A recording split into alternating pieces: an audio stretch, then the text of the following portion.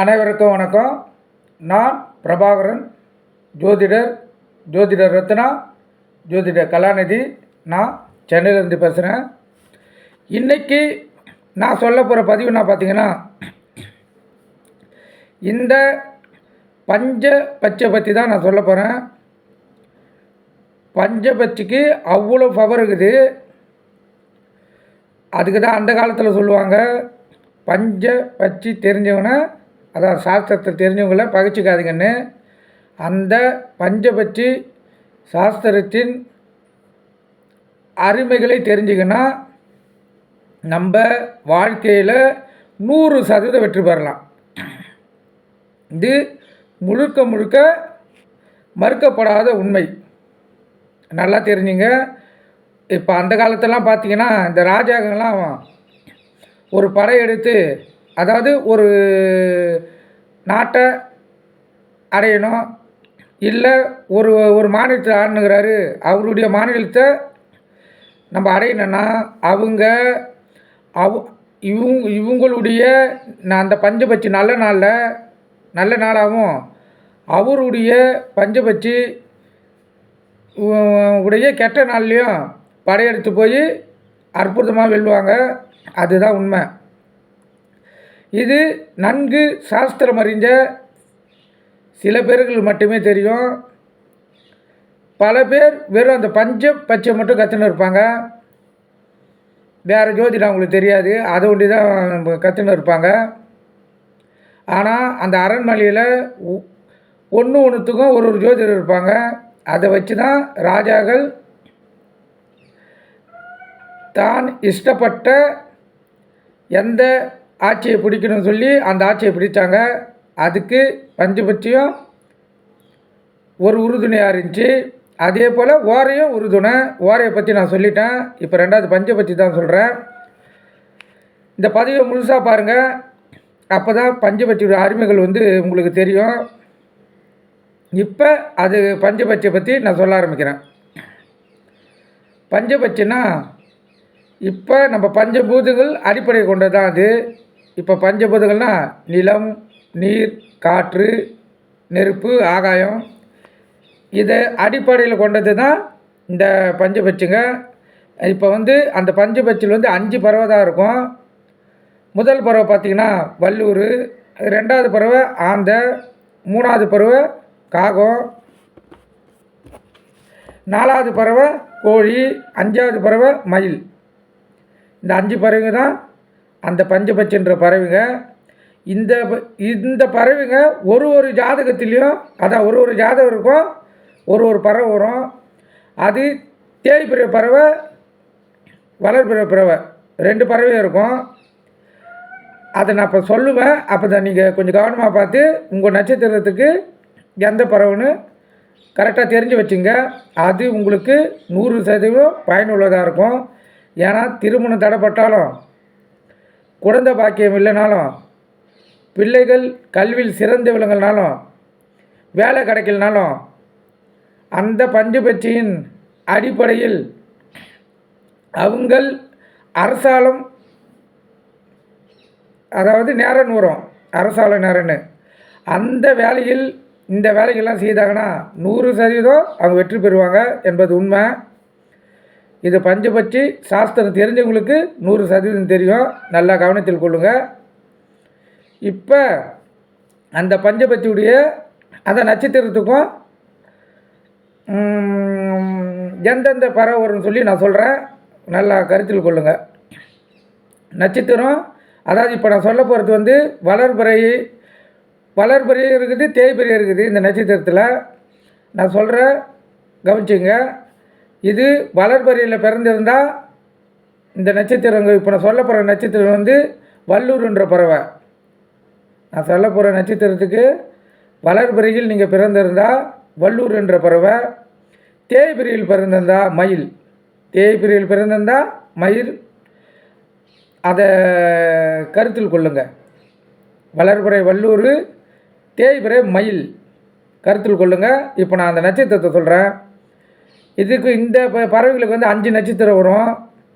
அது முதல் நட்சத்திரத்தை போல தான் கணக்கு. அது ஆரம்பத்துலேருந்து முதல் நட்சத்திரம் அஸ்வினி, முதல் நட்சத்திரம் அஸ்வினி, பரணி, பரணி, கார்த்திகை, கார்த்திகை, ரோகிணி, ரோகிணி, மிருகசிஷ்டம், மிருகசிஷ்டம். இந்த 5 நட்சத்திரத்துக்கும் வளர்பிறையில் பிறந்திருந்தால் வல்லூர், தேய்பிறையில் பிறந்திருந்தால் மயில். இது உங்கள் ஜாதகத்தில் பார்த்தீங்கன்னா தெரியும், நீங்கள் வளர்பிறையில் பிறந்திருக்கீங்களா தேய்பிறையில் பிறந்திருக்கீங்களான்னு. அது அடிப்படையில் நீங்கள் எடுத்துக்கலாம். 2வது, வளர்பிறையில் பிறந்திருந்தால் ஆந்தை, தேய்பிறையில் பிறந்திருந்தால் கோழி. வளர்பிறையில் பிறந்திருந்தால் ஆந்தை, தேய்பிறையில் பிறந்திருந்தால் கோழி. இது அடிப்படையில் நட்சத்திரம் 6 நட்சத்திரம் வரும். இது அடிப்படையில் நட்சத்திரம் 6 நட்சத்திரம் வரும். அந்த நட்சத்திரத்தை இப்போ நான் சொல்கிறேன். இதுக்கு வரக்கூடிய முதல் நட்சத்திரம் திருவாதிரை. முதல் நட்சத்திரம் திருவாதிரை. 2வது நட்சத்திரம் புனர்பூசம், புனர்பூசம். அப்புறம் பூசம், பூசம். அப்புறம் ஆயில்யம், ஆயில்யம்.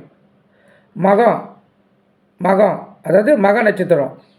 அடுத்த நட்சத்திரம் 6வது நட்சத்திரம் பூரம், பூரம் நட்சத்திரம். இதுக்கு வளர்பிறையில் பிறந்திருந்தால் ஆந்தை, தேய்பிறையில் பிறந்திருந்தால் கோழி. நல்லா கவனத்தில் கொள்ளுங்கள், உங்களுக்கு பயனுள்ளதாக இருக்கும். அடுத்தது, வளர்பிறையாக இருந்தாலும் தேய்பிறையாக இருந்தாலும் ஒரே பறவை தான். அந்த பறவை காகம். எது? வளர்பிறையாக இருந்தாலும் தேய்பிறையாக இருந்தாலும் ஒரே பறவை தான். அந்த பறவை பேர் வந்து அதான். அந்த இது வளர்பிறைக்கு தேய்பிறைக்கு ஒரே இது தான் காகம். அதோடைய நட்சத்திரம் 5 வரும். அந்த நட்சத்திரம் சொல்கிறேன், கவனத்தில் கொள்ளுங்கள். உத்திரம், உத்திரம். 2வது நட்சத்திரம் அஸ்தம், 2வது நட்சத்திரம் அஸ்தம். 3வது நட்சத்திரம் சித்திரை, 3வது நட்சத்திரம் சித்திரை. 4வது நட்சத்திரம் சுவாதி, 4வது நட்சத்திரம் சுவாதி. 5வது நட்சத்திரம் விசாகம், 5வது நட்சத்திரம் விசாகம். கருத்தில் கொள்ளுங்கள், இது வளர்பிறையாக இருந்தாலும் தேய்பிறையாக இருந்தாலும் காகம். அவங்க பறவை காகம்தான். அடுத்தது, வளர்பிறையாக இருந்தால் கோழி, தேய்பிறையாக இருந்தால் ஆந்தை. கருத்தில் கொள்ளுங்கள், வளர்பிறையாக இருந்தால் கோழி, தேய்பிறையாக இருந்தால் ஆந்தை. அதோட நட்சத்திரம் முதல் நட்சத்திரம் அனுச நட்சத்திரம். முதல் நட்சத்திரம் அனுச நட்சத்திரம். 2வது நட்சத்திரம் கேட்டை, 2வது நட்சத்திரம் கேட்டை. 3வது நட்சத்திரம் மூலம், அதான் மூல நட்சத்திரம். 3வது நட்சத்திரம் மூல நட்சத்திரம். 4வது நட்சத்திரம் பூராடம், 4வது நட்சத்திரம் பூராடம். 5வது நட்சத்திரம் உத்திராடம், 5வது நட்சத்திரம் உத்திராடம். கருத்தில் கொள்ளுங்கள், இது வளர்பிறையில் பிறந்திருந்தால் கோழி, தேய்பிறையில் பிறந்திருந்தால் ஆந்தை. இதுக்கு 5 நட்சத்திரம் தான். அதுக்கு அடுத்தது, வளர்பிறையில் பிறந்திருந்தால் மயில், தேய்பிறையில் பிறந்திருந்தால் வல்லூர். அது ஸ்டார்டிங்கில் சொல்லணும் பார்த்தீங்களா, அதே போல் தான். வளர்பிறையில் பிறந்திருந்தால் மயில், தேய்பிறையில் பிறந்திருந்தால் வல்லூர். கவனத்தில் கொள்ளுங்கள். இதுக்கு நட்சத்திரம் திருவோணம். முதல் நட்சத்திரம் திருவோணம். 2வது நட்சத்திரம் அவிட்டம், 2வது நட்சத்திரம் அவிட்டம். 3வது நட்சத்திரம் சதயம், 3வது நட்சத்திரம் சதயம். 4வது நட்சத்திரம் புரட்டாதி, 4வது நட்சத்திரம் புரட்டாதி. 5வது நட்சத்திரம் உத்திராதி, 5வது நட்சத்திரம் உத்திராதி. 6வது நட்சத்திரம் ரேவதி, 6வது நட்சத்திரம் ரேவதி. இதுக்கும் 6 நட்சத்திரம் வரும். எல்லாருக்கும் உங்கள் நட்சத்திரம் தெரியும், கவனத்தில் கொள்ளுங்கள். அந்த நட்சத்திரத்தின் அடிப்படையில் பார்த்துங்க, உங்களுக்கு எந்த பறவைன்னு வளர்பிறையா தேய்பிறையா பார்த்துங்க. அது மிக முக்கியம். அதன் அடிப்படையில் தான் உங்களுக்கு இந்த பறவை அமையும். அதாவது இப்போ சொன்ன 6 நட்சத்திரத்துக்கு வளர்பிறைன்னா மயில், தேய்பிறைன்னா வல்லூர். வளர்பிறைன்னா மயில், தேய்பிறைன்னா வல்லூர். கவனத்தில் கொள்ளுங்கள். இந்த அடிப்படையில் நீங்கள் எந்த பறவை கண்டுபிடிச்சிட்டிங்கன்னா அதனுடைய பயனை நீங்கள் 100% அடையலாம். நல்லா கவனத்தில் கொள்ளுங்கள். இது எப்படி நம்ம 100% அடையலாம் சொல்லிலாம் கேட்காதீங்க. அது நீங்கள் உணவுபூர்வமாக உணரலாம். நீண்ட நாள் வேலை கிடைக்காதவங்க இந்த டைமில் போய் நம்ம வேலை செய்தால், அதாவது இப்போ அப்ளிகேஷன் போடுறீங்க, இல்லை அதே நாள் உங்களுக்கு வந்து தேர்வு எழுதும் நாளாக வருதுன்னு வச்சுங்க, 100% வெற்றி அடிப்பீங்க. இது மறுக்கப்படாத உண்மை. நல்லா கவனத்தில் கொள்ளுங்கள். அதாவது இந்த டைமுக்கு வந்து, அதான் இப்போ நான் சொல்கிறேன், அது உங்களுக்கு புரியுதா பாருங்கள். ஒரு எடுத்துக்காட்டுக்கு சொல்லுவேன், அதை பார்த்து தெரிஞ்சுங்க. இல்லைன்னா மற்றும் ஒரு பதிவில் இந்தந்த பறவைக்கு இந்தந்த டைம்னு ஒரு டைம் டேபிள் போட்டு உங்களுக்கு அப்புறமாக தெரிவிக்கிறேன். சரிங்களா? இப்போ நான் சொல்கிறது என்னென்னா, இது வந்து 2 பதிவாக பிரிப்பாங்க. அதாவது முதல் பொழுது பகல் பொழுது, இரவு பொழுதுன்னு. இதுக்கு இந்த பஞ்சபட்சிக்கு எப்படி சொல்லுவாங்கன்னா, பகல் சாமம் இரவு சாமம்னுவாங்க. அதாவது பகல் சாமம்னா 6 டு, அதாவது காலையில் 6 டு சாயந்தரம் 6 மணி, இது பகல் சாமம். இரவு சாமம்னா சாயந்தரம் 6லேருந்து மறுநாள் காலையில் விடியகால 6 மட்டும், இது இரவு சாமம். கருத்தில் கொள்ளுங்கள். இந்த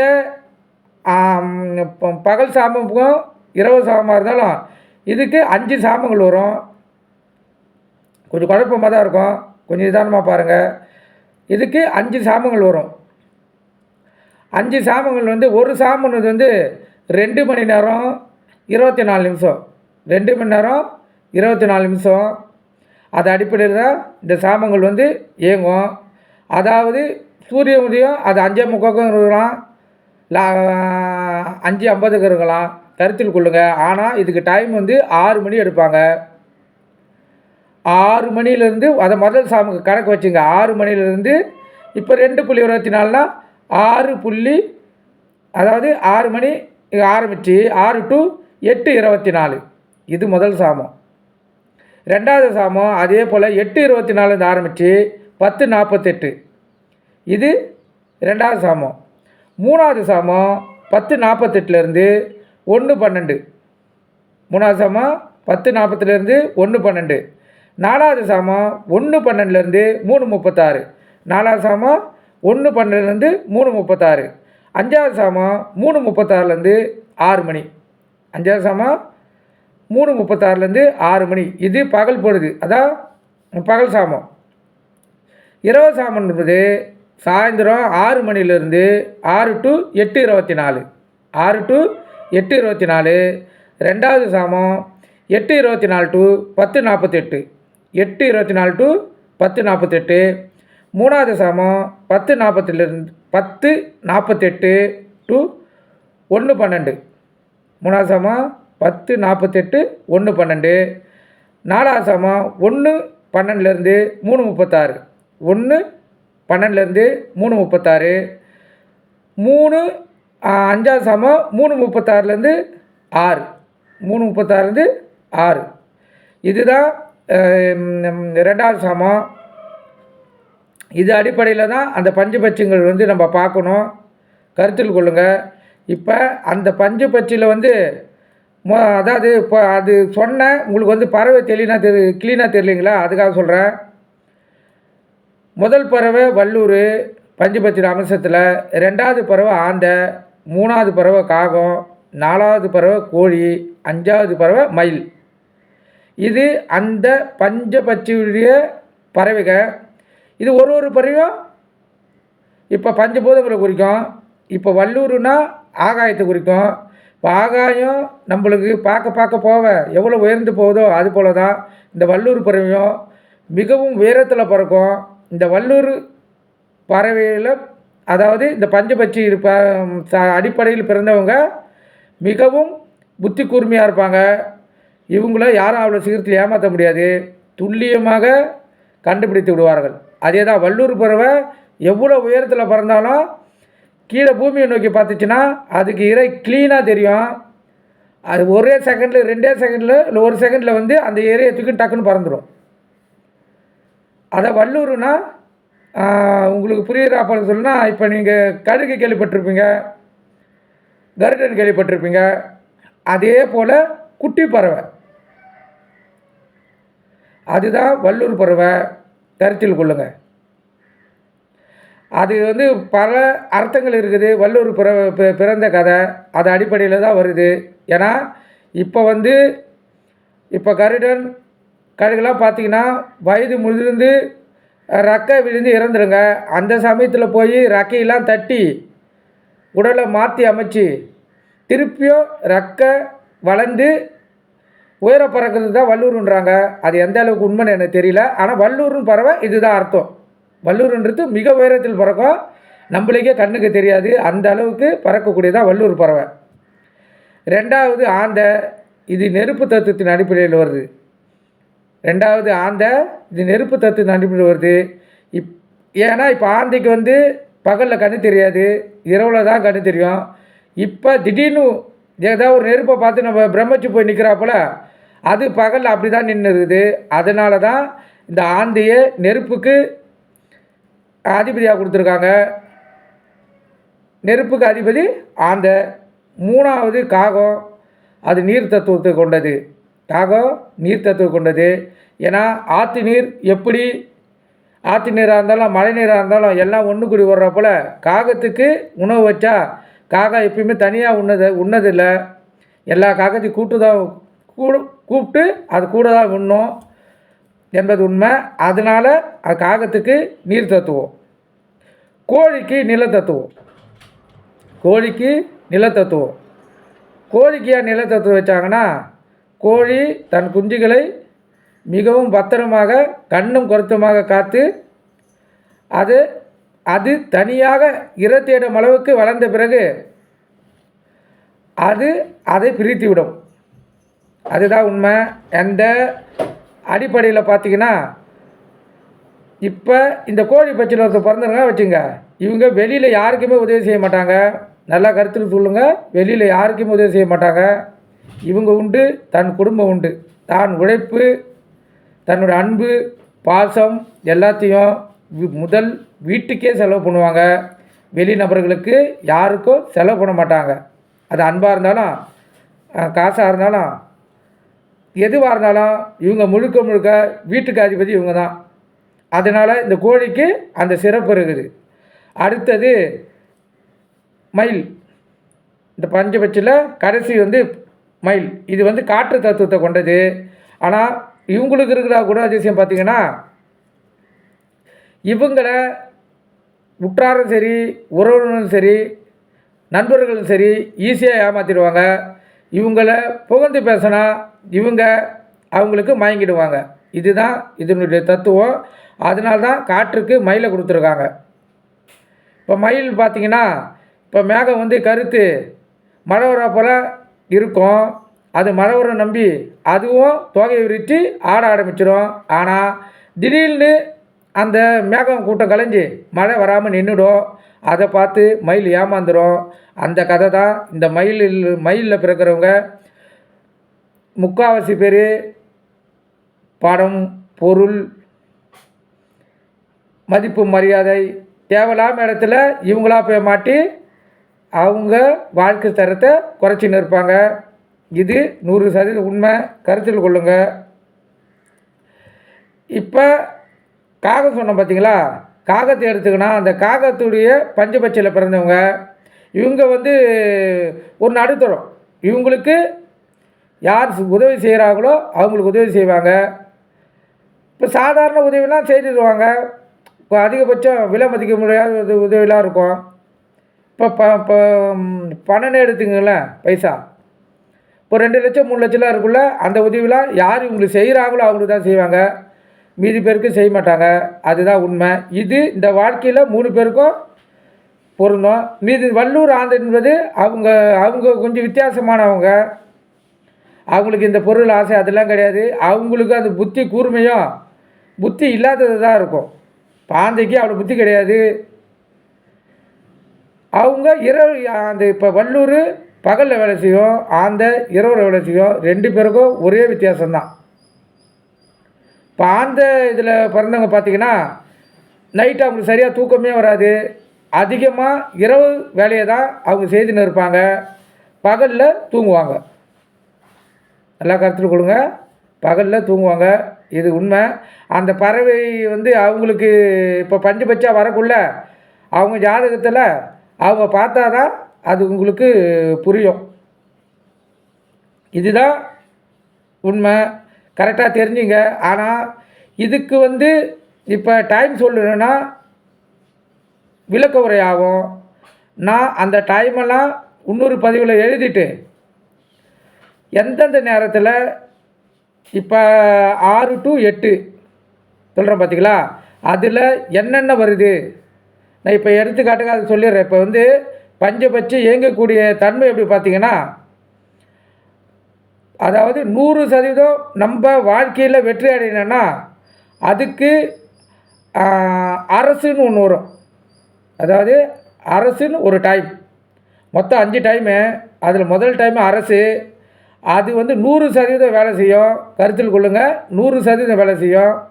அந்த டைம் ஒரு கிழமைக்கும் எப்போ வருதுன்னு பார்த்து நம்ம எந்த வேலையில் தடங்கல் படுறோமோ, எந்த வேலை நம்மளுக்கு தள்ளி போதோ அந்த வேலையை அந்த டைமில் நம்ம செய்தோம்னா 100% வெற்றி அடைவோம். அது கருத்தில் கொள்ளுங்கள். சொல்கிற கருத்தில் அதே போல் தான் ஒன்றும் உதாரணம். இப்போ உயர்ந்ததுக்கு சொன்னேன். இப்போ அதாவது நம்ம வேலை தடைப்படுறதுக்கு சொல்கிறேன். அது வந்து சாவுன்னுவாங்க. அந்த சாவு டைமில் நம்ம எந்த தொழிலை பண்ணாலும், எந்த வேலைக்கு முயற்சி பண்ணாலும் அது 0வாக தான் முடியும். நம்மளால் அந்த வேலையில் சக்ஸஸ் பண்ணவே முடியாது. கருத்தில் கொள்ளுங்கள். இது வந்து பஞ்சபட்சி சாஸ்திரத்தின் அடிப்படையில் சொல்லக்கூடியது. இது போல தான் ஒன்றுத்துக்கும் சொல்லிவிட்டு அதோடைய சதவீதத்தை சொல்கிறேன். கருத்தில் கொள்ளுங்கள்.